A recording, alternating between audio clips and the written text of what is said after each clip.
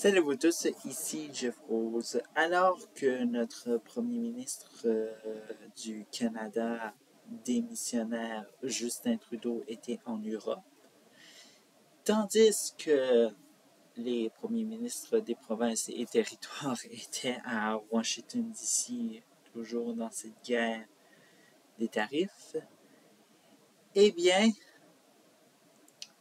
au Canada, les médias n'ont pas vraiment eu d'autre chose que de nous parler de Mark Carney. Et là, j'ai parlé de médias, mais je vais parler de clic médiatique parce que littéralement, c'est devenu du n'importe quoi depuis que Mark Carney est arrivé dans le paysage.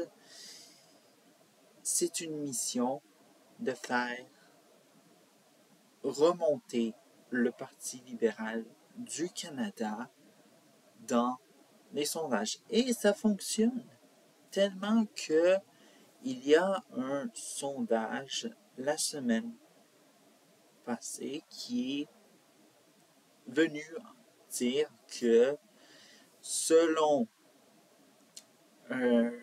des intentions de vote, eh bien, Mark Carney, si Mark Carney était à la tête du Parti libéral du Canada, il pourrait égaliser le Parti conservateur du Canada avec à sa tête Pierre Poilievre.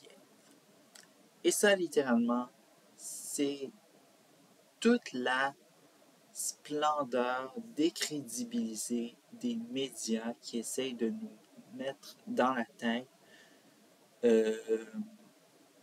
non seulement au public que Mark Carney, c'est la seule option pour le Parti libéral du Canada, les autres candidats qui sont à la course à la chefferie, même si on n'en parle pas trop, mais qui va venir plus tard au mois de mars, eh bien, dites-vous que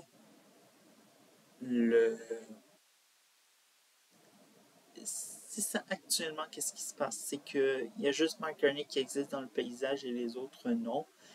Et aussi, c'est pour nous faire encore plus diaboliser le Parti conservateur avec Pierre Poilievre, qui est haut dans les sondages, et puis eux, la clique médiatique n'aiment pas trop les conservateurs, on pourrait dire, mais bon, qu'est-ce que vous voulez que ça change, littéralement.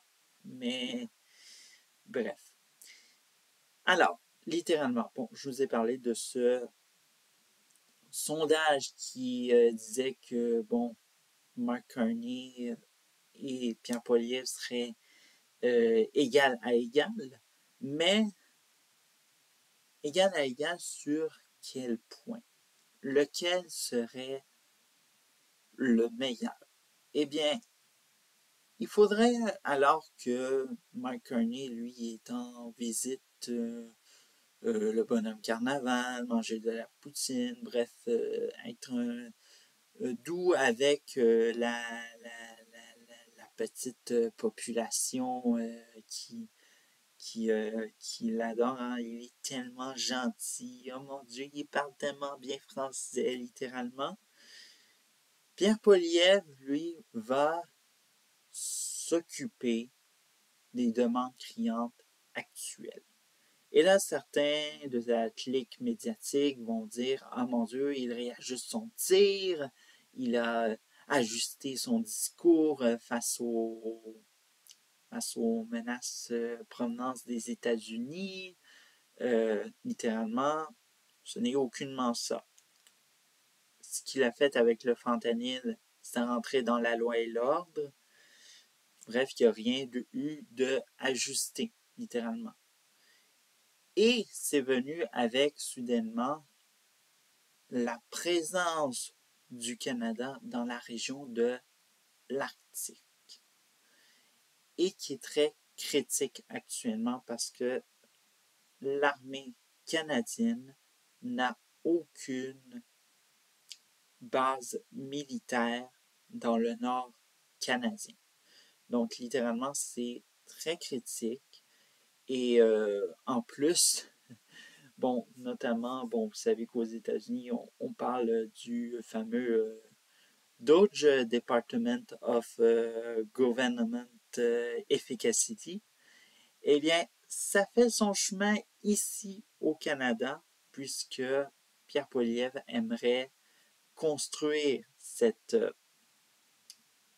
base militaire projetée sous son futur mandat de premier ministre du Canada à Iqaluit, avec un certain ménage dans